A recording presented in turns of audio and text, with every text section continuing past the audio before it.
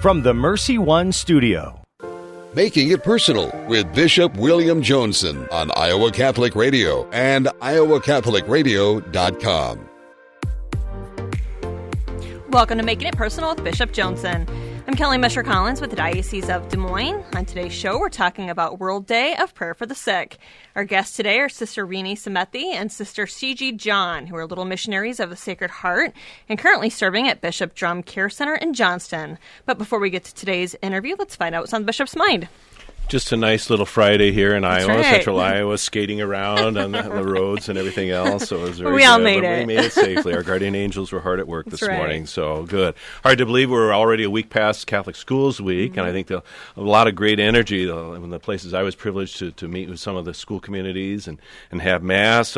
Although at Dowling a week ago Tuesday, a little mix-up, a little gaffe there. The server, right, who shall remain nameless, had the Eucharistic cups prepared with wine, bringing for the preparation of the gifts, and the kind of a cascade. It was like the flood, coming again from Exodus or something. But so they received the full Jesus, yes, but not under right. the form of precious blood. And then with our teachers at St. Francis of Assisi School, the teachers of the metro area gathered, and we gave awards. Some have been serving for 35 plus years. Amazing, just the commitment in their vocation to communicate Christ and their particular subjects as well. So it was a great opportunity. And finally, then, to get to celebrate with St. Albert Schools in Council Bluffs a week ago Thursday, and spending that whole morning with that community, and again, just how the older students are really great mentors and role models for the younger students as they sat together, and the beautiful choir at St. Albert's. It was just really impressive. I was kind of lifted out of myself for a little bit.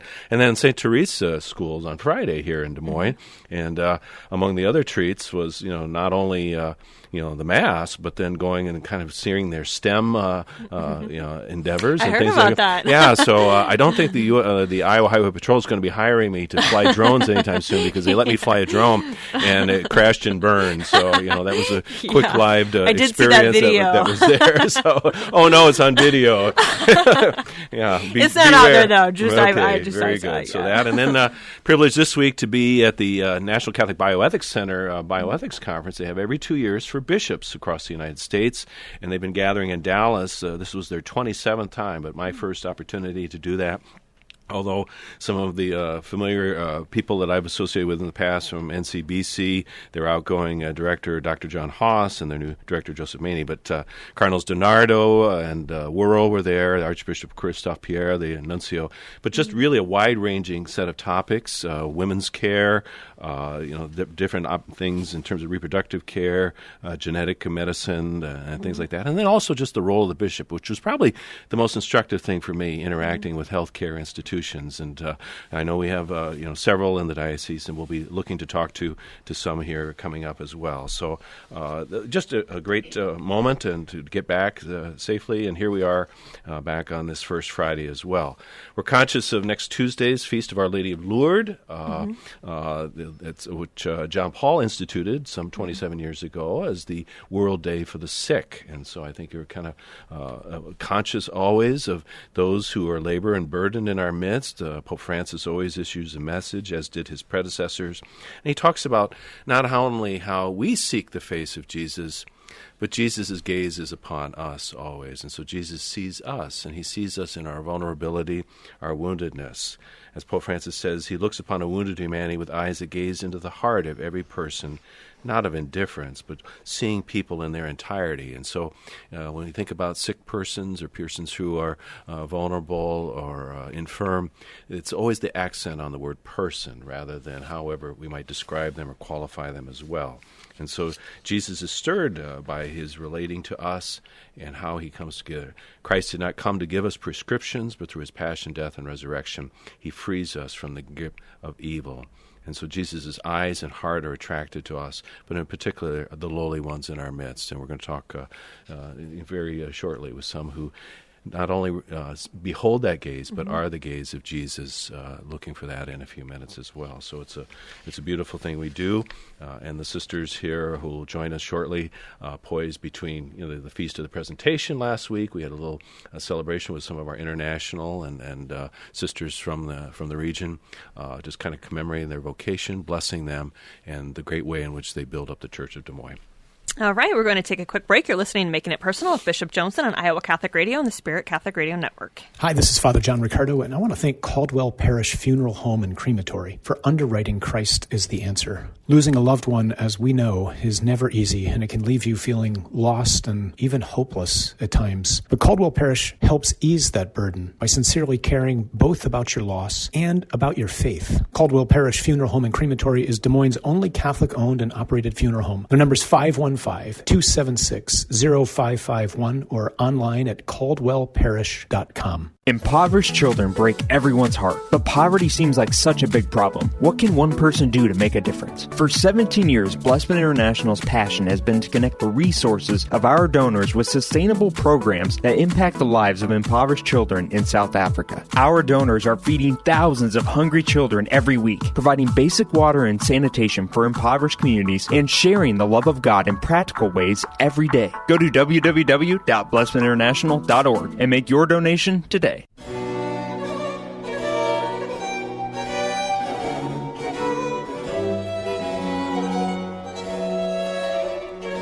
Welcome back. I'm Kelly Mesher-Collins with the Diocese of Des Moines. You're listening to Making It Personal with Bishop Joensen. On today's show, we're talking about World Day of Prayer for the Sick.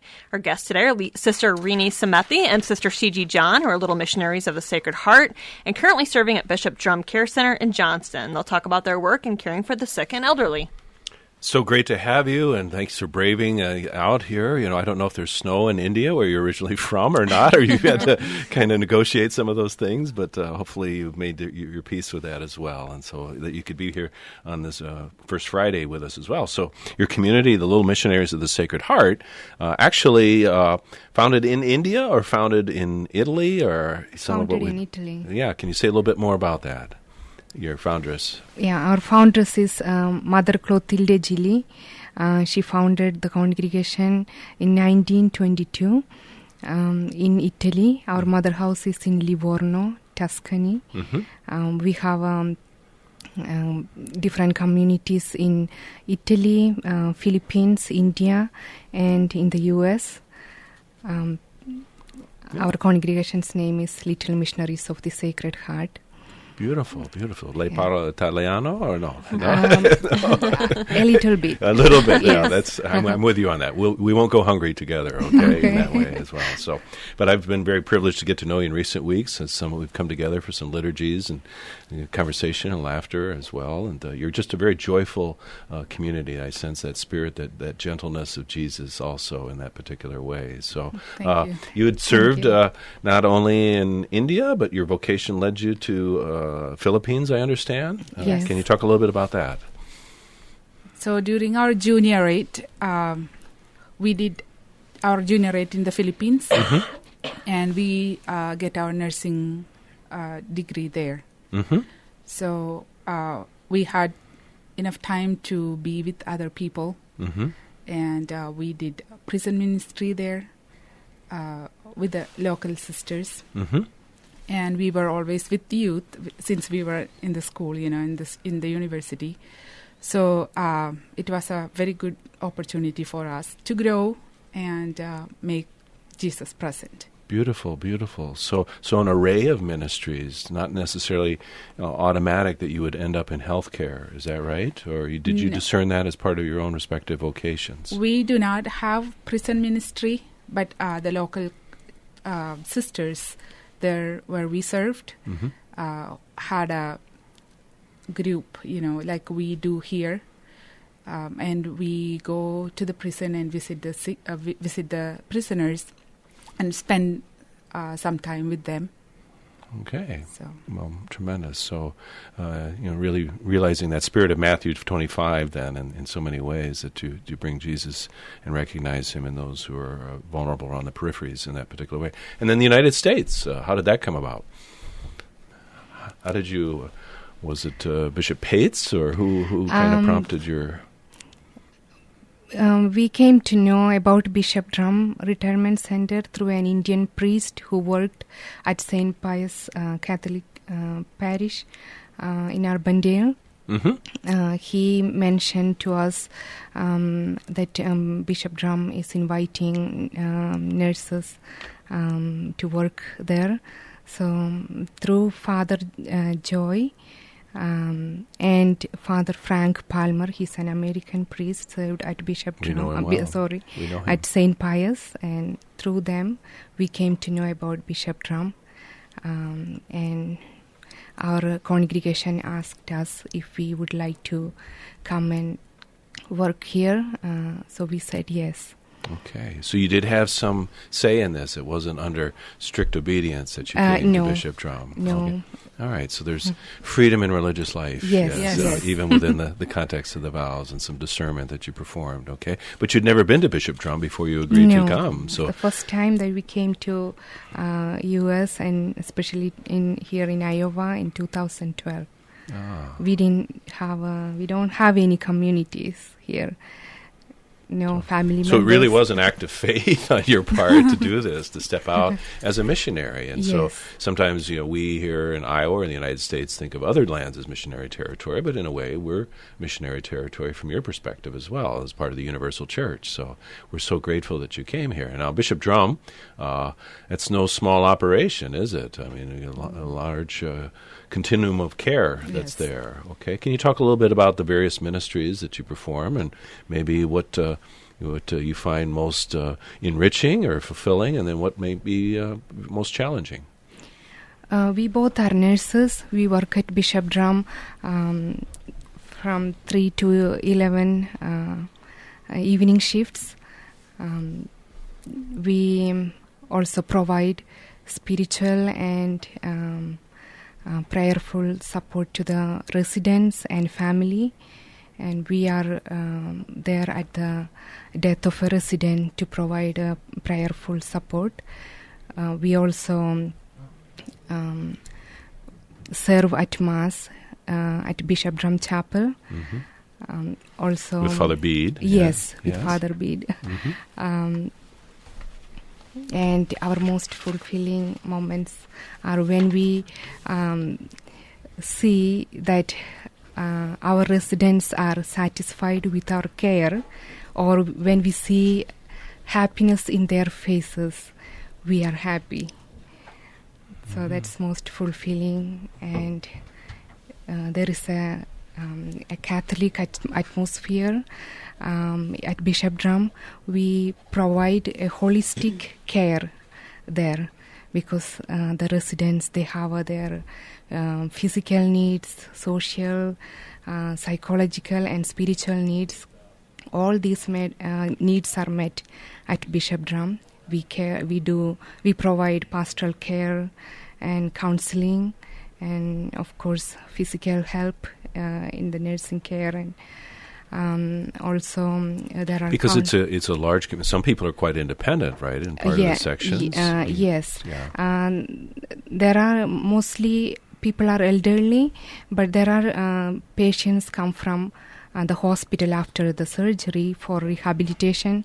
So they are there for a while until they finish their rehabilitation, and they go back home or to their communities. And not everybody's Catholic, right? I mean, people come from all. Almost 50% of our residents are Catholics, and we have a daily Holy Mass at Bishop Drum. Also, we provide spiritual direction, pastoral counseling, confession. Also, there are non-Catholics used to come to Mass every day. They feel that connection of faith, and there's no agenda or kind of stealth proselytization. They just the bond of the community in that sense that God is with them. Yes. In a way, I was fortunate to celebrate Mass there back in the fall. So good, Sister Shiji. But you're a board certified nurse, right? Are you? Yes. Do you consider yourself a chaplain too at the same time, or? Nursing is my profession, and spiritual help is my life, I guess. So whenever possible, our presence there make them feel like they are close to God, or there is the God's presence. So I think spiritual life is, being there with them and present Jesus through our deeds or words or anything. Okay. So you're not always preaching to them, right? Or no. say, now we're going to read the Bible and pray, right? But just we have a chaplain, so... Mm-hmm. But you bring that in this way. And yes. Again, as Pope Francis was speaking, that the Church desires to become the inn of the Good Samaritan, who is Christ, a home where you can encounter His grace, which finds expression in closeness, acceptance, and relief. So healed in their frailty by God's mercy. So, I mean, we all bear wounds of different types, and I think when our body is afflicted, some of these other spiritual things that maybe we've been carrying for a while, that yoke, bubble to the surface a little bit more, right? And people obviously thinking about their own humanity, their own mortality, and how your presence is there. Now, we used to joke sometimes, as priests going to hospitals or care facilities, hey, if the priest is called in, I don't know, this is serious. That people didn't know if they necessarily wanted to see. So if you have the reputation of being close to people as they approach that threshold of death, do you find ever that you're not just a balm of peace, but some people get a little bit more agitated? No, they the families and residents, they even call us from home, when we are not at work. They sometimes call us from home just to stay with them or pray with them.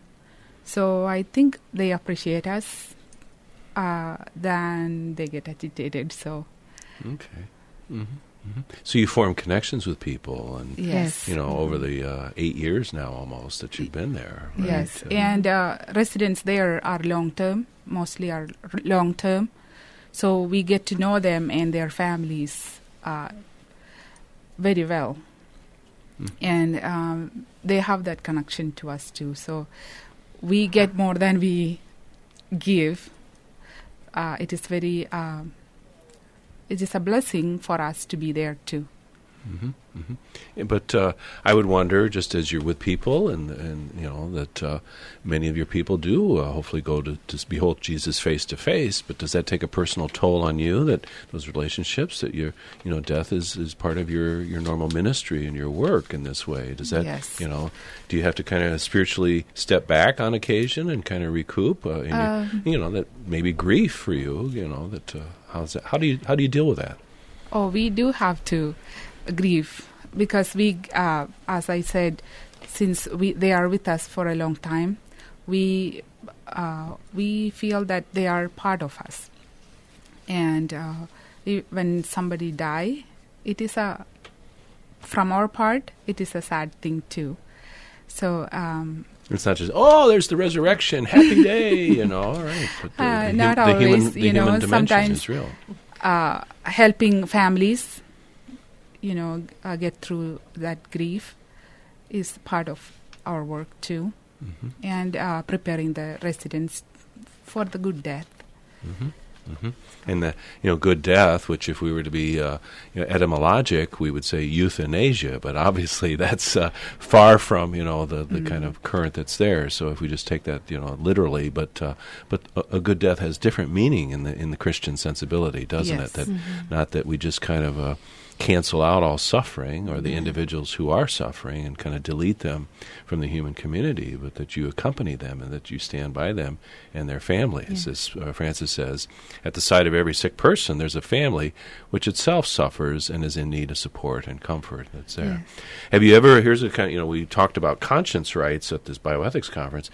Do you ever find you're asked to do something that by a patient or resident that maybe kind of stretches your own comfort level, and you have to say, no, I'm sorry, I can't assist you in that way? Do you, in the Bishop Drum culture, is that something that you ever feel stretched in that regard? No.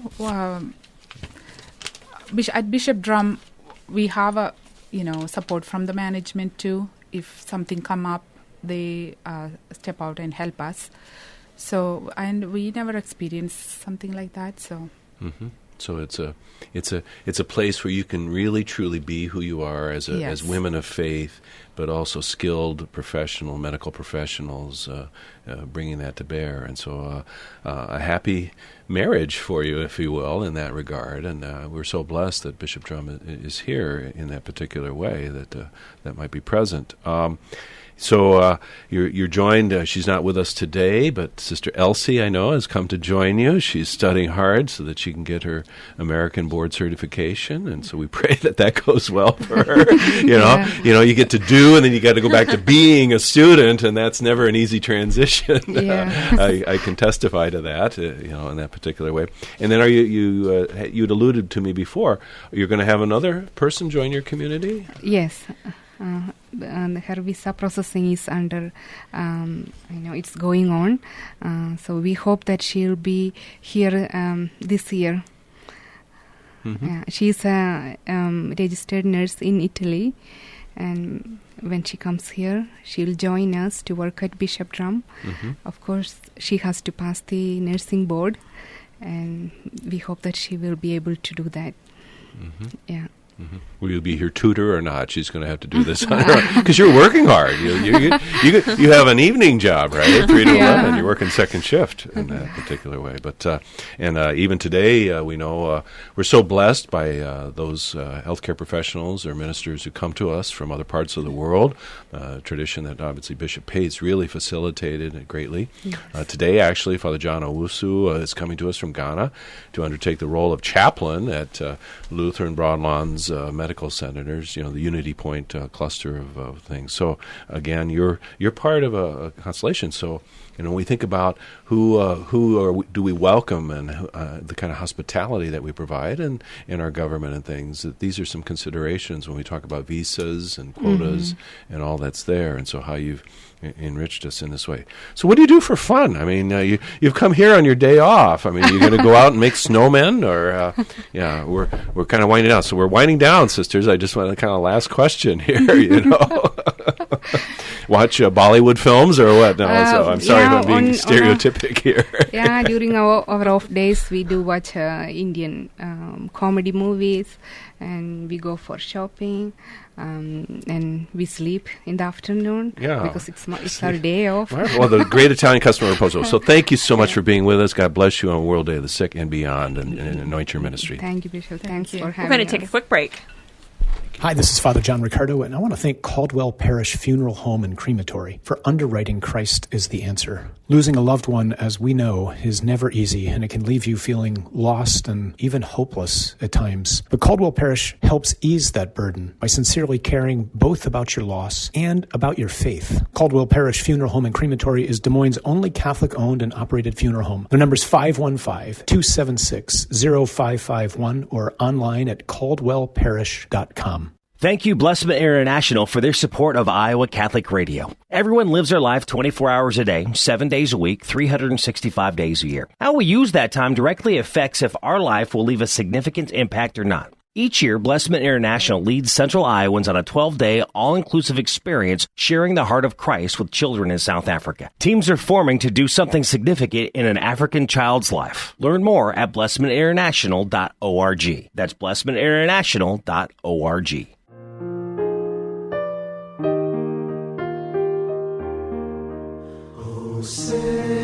Welcome back. I'm Kelly Mesher Collins with the Diocese of Des Moines. Great interview. Yeah, Sister Zrini and Shiji are just awesome. They really are. And the beautiful expression of their vocations as women religious, but with a certain rigor in terms of their medical competence and professionalism. So just the lightness of their voices, I just can imagine how they instill peace in the people that they come to bring. So again, thinking of Our Lady of Lourdes, I get nostalgic thinking about a visit to Lourdes. Obviously, Lourdes is the kind of the epicenter where Mary appeared to Bernadette, and not only the Immaculate Conception, but how many of the those who seek her protection, her intercession before Jesus, and healing comes in very different forms. And I know 16 years ago, my dad came along with my brother. We made a special pilgrimage on behalf of my brother David, and so who was going through some health issues, but thankfully there was a really positive outcome. But we went to the English Mass at 9 o'clock in the morning with an Irish priest, and he said to us after communion,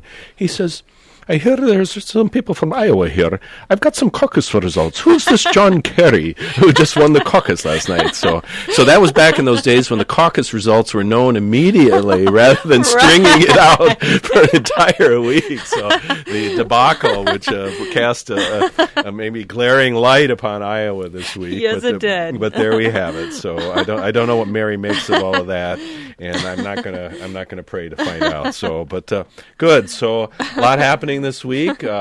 Exciting game on Sunday. Yes. Thank goodness the Chiefs That's did right. it. They pulled it out. And Mahomes, it must have been that jersey they gave to Pope Francis that really came through at the end. Yeah, yep. So good. So Kelly, what do you have for us? Yeah, so, the team is known for having a strong faith. So Patrick Mahomes, the quarterback, had said that he tries to maximize and glorify him, meaning God, in everything he does. Obviously, the Kansas City Chiefs came out to win the game, and he said that I want to win every game, but I'm glorifying him every single time I'm out there. The whole team has got most of the people have a strong faith. The chairman said, I want to thank the Lord for blessing our family with all these incredible people who helped us bring the championship home. Right. So, yeah, they said there's a lot of Christians on the team, and they think that's pretty cool, and...